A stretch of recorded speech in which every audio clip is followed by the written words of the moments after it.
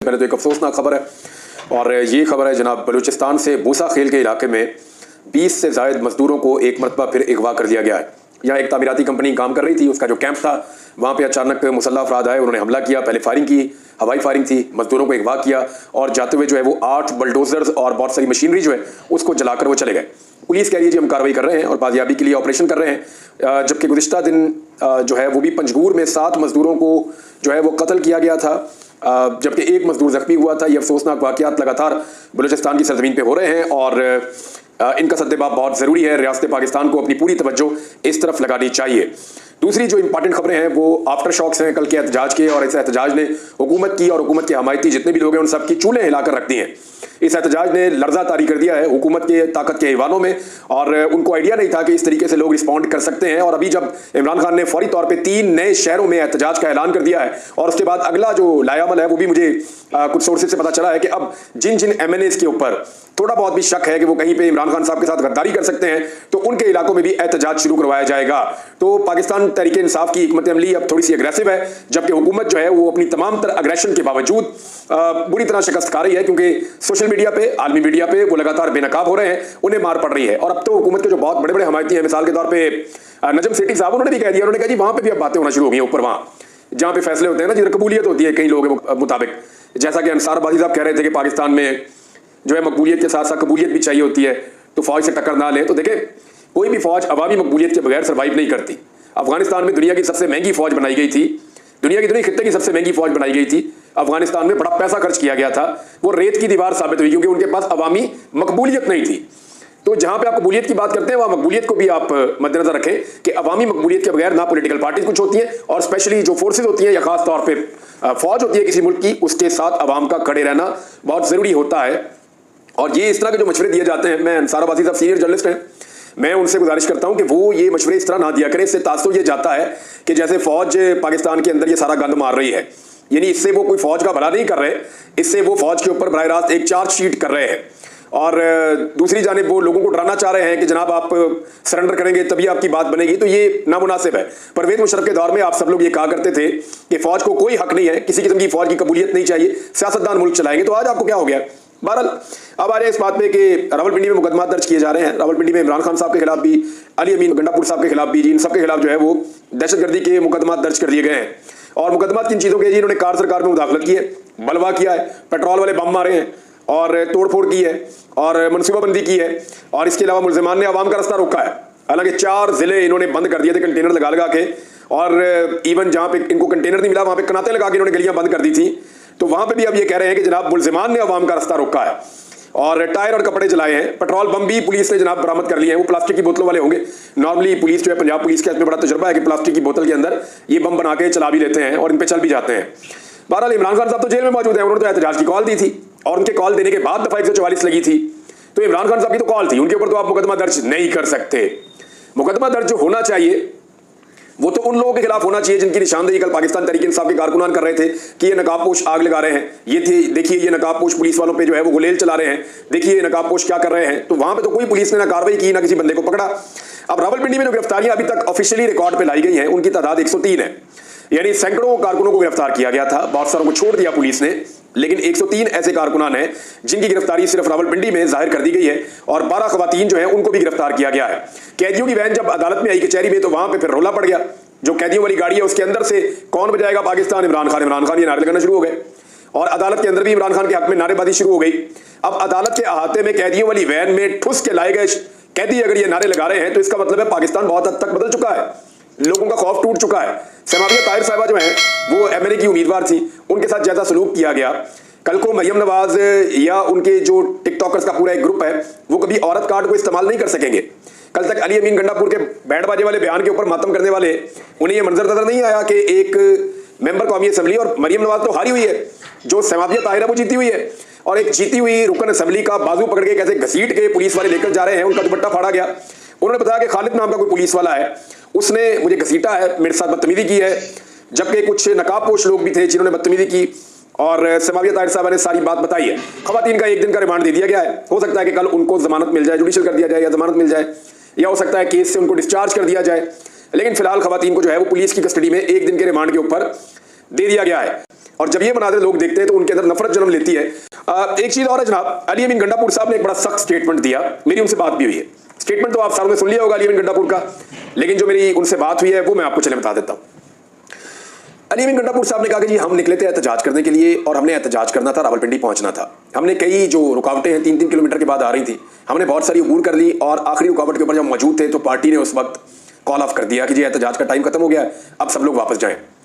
तो गंडापुर साहब ने मुझे बताया कोई 10 से ज़्यादा पुलिस वाले पकड़े गए थे और मेरी कुछ और लोगों से बात हुई तो पता चला कि शाहिद खट्टक नाम के इनके एक MNA है, उन्होंने पुलिस वालों को रेस्क्यू किया और अवाम से बचाया। यही शायद वाकया है जो अली अमीन गंडापुर साहब बता रहे थे कि अवाम ने काबू कर दिया था पुलिस वालों को, लेकिन पुलिस वालों को रेस्क्यू किया है शाहिद खट्टक ने, जो वहाँ पे एक MNA है। और हो सकता है ये 2-3 वाकयात हों, लेकिन एक वाकया तो मुझे ये कुछ लोगों से पता चला है। फिर जनाब गंडापुर साहब ने कहा ठीक है हम वापस जाते हैं, एहतजाज मुकम्मल हो गया। और जब उन्होंने वापस जाने का फैसला किया तो फिर कारकुन उनके रास्ते में आ गया, वहाँ उन्होंने एक तकरीर की और फिर वो वापस गए और उन्होंने बताया जी कि उनके ऊपर स्ट्रेट फायरिंग हुई है, जो उनके 3 लोगों को गोलियां लगी हैं। बैरिस्टर सैफ जो है पाकिस्तान तहरीक इंसाफ की खैबर पख्तूनख्वा की जो हुकूमत है उसके तर्जुमान है, उन्होंने भी इस बात को कंफर्म किया कि लोगों को पुलिस ने स्ट्रेट गोलियां मारी हैं और शुक्र है कोई जानी नुकसान नहीं हुआ, लेकिन लोगों का इलाज करवाया जा रहा है। अब ये इतनी खौफनाक और खतरनाक सूरत हाल है कि स्ट्रेट फायरिंग हो रही थी वहाँ पे। तो अली अमीन गंडापुर साहब ने कहा जी आइंदा एक गोली को चलाएगा तो हम 10 चलाएंगे। मुझे उन्होंने कहा कि जनाब हमें इस्लामाबाद से या पंजाब से जब लोग मिलने आते हैं, ऑफिशियल आए या वैसे आए, तो हम उनका इस्तकबाल करते हैं। बेशुमार लोग बार बार आते हैं, हम हमेशा इस्तकबाल करते हैं। ये यहाँ पे कोई पॉलिटिकल एक्टिविटी करना चाहते हैं तो हम उनको प्रोटोकॉल देते हैं, उनको सिक्योरिटी फ्राहम करते हैं, उनको फैसिलिटेट करते हैं। इवन जिन लोगों की शक्लों से हमें नफरत है, हमें बुरा लगता है कि वो लोग जब आते हैं, लेकिन हम for the sake of this country हम ना सिर्फ उन्हें गले लगाते हैं बल्कि उनका एहतराम भी करते हैं। लेकिन जब हम जाते हैं पंजाब की जानिब या इस्लामाबाद की जानिब तो ये हमें पत्थर मारते हैं, हमें आंसू गैस मारते हैं, हम पे गोलियां चलाते हैं। तो ये बड़ी ज्यादती है, ये आप बर्दाश्त नहीं करें। पंजाब में तो हम इलेक्शन जीते हैं। गंडापुर साहब ने कहा कि पंजाब तो मेरा है, पंजाब में तो मेरा वजीर आला है, पंजाब में तो इलेक्शन मैं जीता हूं, ये तो वहां से इलेक्शन हारे हैं तो मुसल्लत किए हुए हैं। तो जब मैं बात कर रहा हूं पंजाब में इस्लामाबाद में दाखिल होने की, तो मैं उस टोले की बात कर रहा हूं जिसने वहां पे इक्तदार पे जाली तरीके से आगे फार्म 47 पे कब्जा किया हुआ है। तो ये फार्म 47 वाले भी जब आते हैं हमारे पास तो हम एहतराम करते हैं, मेहमान नवाजी में हम इनके ऊपर हमला नहीं करते, अटैक नहीं करते, क्योंकि हम यकजहती चाहते हैं। लेकिन हमारा जो हक है जब हम वो लेने जाते हैं तो ये हमें मारते हैं। हमारे प्यार का जो है वो फायदा उठाते हैं और जब हम प्यार से इनको जवाब देते हैं तो ये हमें पत्थर से जवाब देते हैं, हमें तशद्दुद से जवाब देते हैं, गिरफ्तारियों से और मुकदमात से जवाब देते हैं, तो ये बर्दाश्त नहीं होगा। फिर जो अली अमीन गंडापुर साहब ने कहा जी कि हम बुलाएंगे जगह, तो मेरी बात आप याद रखिएगा, ये सीरियस है, ये छोटी बात नहीं है। अगर वज़ीर आला खैबर पख्तूनख्वा ने कहा है कि तमाम जगहों को बुलाया जाए और बैठ के उसके अंदर फैसला किया जाए, तो नेक्स्ट टाइम अगर कबायली साथ आएंगे अली अमीन गंडापुर के तो फिर आप कुछ कर नहीं पाएंगे, सिचुएशन कुछ और हो जाएगी। और क्या अली अमीन गंडापुर हर दफा लोगों को रोक पाएंगे, इसकी भी कोई गारंटी नहीं है। बैरिस्टर सैफ ने कहा कि हुकूमत की मनसूबाबंदी थी कोई सानिया मॉडल टाउन जैसी कोई चीज कर दी जाए। अच्छा, एक और खबर है, ये फजलुर रहमान साहब के हवाले से है, क्योंकि जो नई कमेटी बनी थी ना, practice and procedure committee, justice Munib Akhtar वाली, उसने जो है अपने मिनट्स जारी कर दिए हैं और अब कल के दिन में यानी पीर वाले दिन 11:30 बजे 11 बजे जो है वो केस सुना जाएगा 63A वाला। ये हुकूमत के पास आखिरी उम्मीद है कि 63A के ऊपर अगर तमाम MNAs को आईनी तरमीम में वोट डालने का हक मिल जाए और वोट की गिनती हो जाए तो फिर हम दूसरी जमातों के MNAs को खरीद के अपने वोट पूरे कर लेंगे, ये उन्हें लगता है।